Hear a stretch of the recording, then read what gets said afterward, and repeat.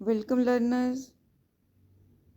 Dear learners, जैसे कि आप स्लाइड में देख रहे हो, आज मैं आपको करवाने जा रही हूँ steps of designing database. Dear learners, कई बार पेपर में क्वेश्चन आता है that what are the steps in the designing of database। जैसे कि आप स्लाइड में देख रहे हो, designing A database is a highly complex operation. Database को डिज़ाइन करना एक डिफ़िकल्ट काम है। Though it is relatively easy to identify a poorly designed database, but there is not, या आप कह सकते हो there does not exist unified approach जहाँ से हमें पता चल सके कि बेस्ट डिज़ाइन क्या है। कहने का मतलब है कि अगर कोई डेटाबेस है और वो पोरली डिज़ाइंड है तो आपको ईज़िली पता चल जाएगा कि ये डेटाबेस प्रॉपर डिज़ाइन नहीं है। क्यों नहीं है? क्योंकि ये यूज़र की रिक्वायरमेंट्स को फुलफ़िल नहीं करता। बट कोई भी ऐसी यूनिफाइड अप्रोच नहीं है जिससे हम कह सकें कि हम एक अच्छा डेटाबेस डिज़ाइन कर सकते हैं। The database design should be flexible. Database design जो है वो फ्लेक्सिबल होना चाहिए, क्योंकि डेटाबेस को मल्टीपल यूज़र्स ने यूज़ करना होता है, तो हर यूज़र की रिक्वायरमेंट्स जो हैं वो फुलफ़िल होनी चाहिए। जैसे कि आप स्लाइड में देख रहे हो, the database design should be flexible enough to meet the requirements the maximum number of the users to the fullest.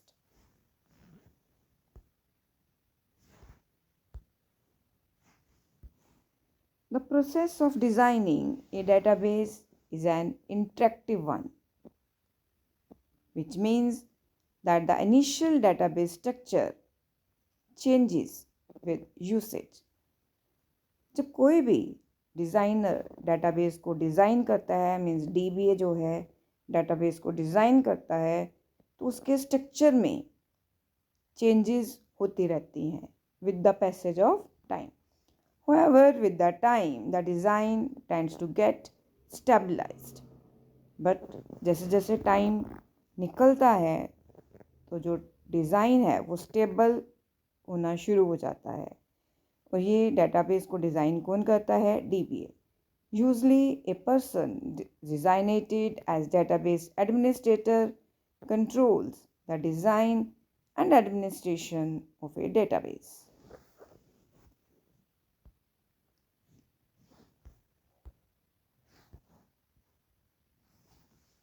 Now there are some steps, जैसे कि आप स्क्रीन पर देख रहे हो। फर्स्ट स्टेप क्या है कि फर्स्ट ऑफ ऑल जो डेटाबेस में हम डाटा प्रेजेंट करना चाहते हैं वो डिटरमिन होना चाहिए। First of all, data to be represented in the database is determined। For this, the information needs of the users are studied in detail। तो जो DBA है वो यूज़र की नीड्स को स्टडी करता है। Based on the information requirement analysis, entities of interest are identified. फिर उसके बाद यूज़र के इंटरेस्ट की एंटिटीज़ को आइडेंटिफाई किया जाता है और एट्रीब्यूट्स को एग्ज़ामिन किया जाता है। इट मीन्स कि अगर हम कोई डेटाबेस डिज़ाइन कर रहे हैं तो एंटिटीज़ और उनके एट्रीब्यूट्स का पता होना ज़रूरी है। Number 2, an ER model of the database representing a conceptual schema is drawn.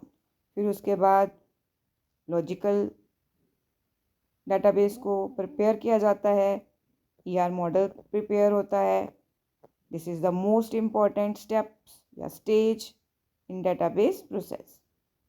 The ER diagram which depicts entities, जो ईआर डायग्राम है जो एंटिटीज़ को डिपिक्ट करती है, फिर वो उन एंटिटीज़ के बीच में रिलेशनशिप एस्टैब्लिश करने की कोशिश करते हैं।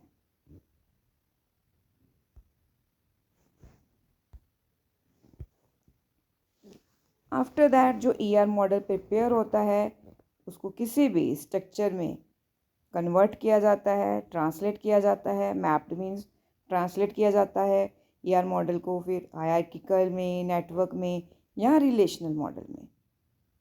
आफ्टर दैट जब कोई मॉडल सिलेक्ट होता है उसके बाद उसके ऊपर नॉर्मलाइजेशन प्रोसेस होता है जो टेबल्स को चेक करता है और रीशेप करता है। डियर लर्नर्स, ये तो फर्स्ट, सेकंड और थर्ड स्टेप है, ये सिस्टम इंडिपेंडेंट है। मैं आपको भी दिखाने जा रही हूँ।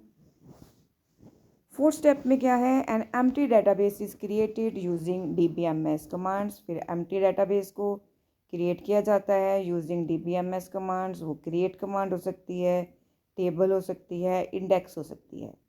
आफ्टर दैट ये डाटा डिक्शनरी, उसके बाद डाटा डिक्शनरी बनाई जाती है which defines data item names and their internal storage. The database design process up to step third is system independent. System independent का मीनिंग क्या है कि उसमें सिस्टम की ज़रूरत नहीं पड़ती, और उसके बाद जो स्टेप्स हैं वो सिस्टम डिपेंडेंट हो जाते हैं। मीन्स उसके बाद हमारे पास, क्योंकि हमारा डेटाबेस रेडी है, मॉडल रेडी है, उसमें हमने डाटा इंसर्ट करना है, तो इसलिए सिस्टम की ज़रूरत है। After that the database is populated, means उसमें डाटा इंसर्ट किया जाता है। This involves inserting data into the empty database.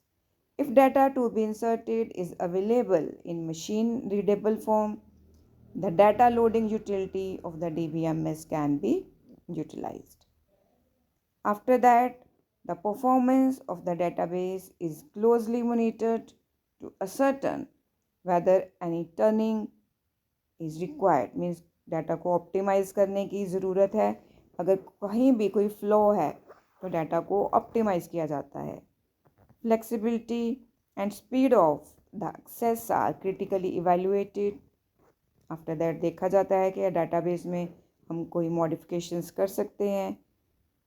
The database is also examined for data maintenance problem. Database को मेंटेन करना भी बहुत ज़रूरी है। उसके बाद डेटाबेस को एग्ज़ामिन किया जाता है क्या हम डाटा को मेंटेन कर सकते हैं।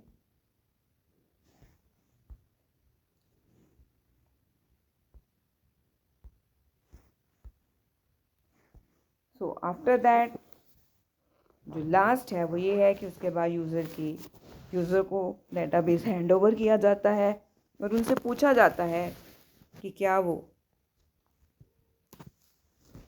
उनको डेटाबेस जो है उनसे यूज़र से फीडबैक ली जाती है। The feedback of the user the database functionality is analysed.